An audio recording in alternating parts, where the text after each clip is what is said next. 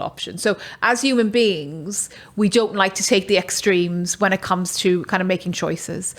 So I use this for my workload. So kind of in the morning, if I'm planning on doing something like writing where there's a particular output, I'll define what a low output looks like, define what a medium output looks like, and define what a high output looks like. And regardless of which one I'll hit, I'll mark it off on my to-do list. So I give myself that kind of satisfaction.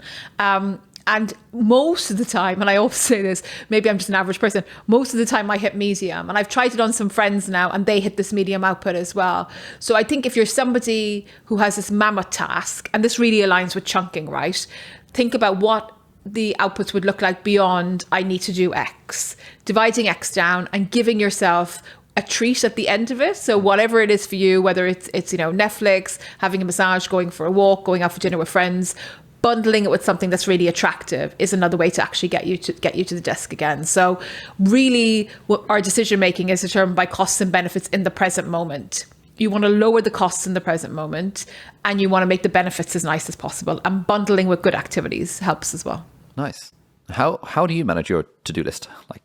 Well, yeah. It's a great question. I mean, again, I make it off my own back by talking about this, but it's my struggles that has made me write about actually writing to-do lists. So every day I have a period of time in the morning where I do deep work, where I do writing, where I do kind of tasks that really, really need to be done. So this morning I was actually preparing something for the skills committee that you mentioned in the beginning.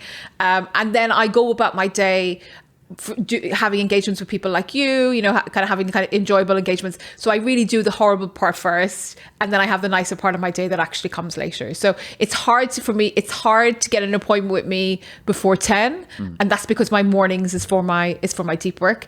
At the end of the evening, I do I look back on how I spent my day. I think about what went right, because I'm really bad for seeing kind of small wins during the day, and I'll reflect on each activity and think about, actually, did I enjoy it in the moment? And was it something that would pay off in the future? And if it's something that's neither,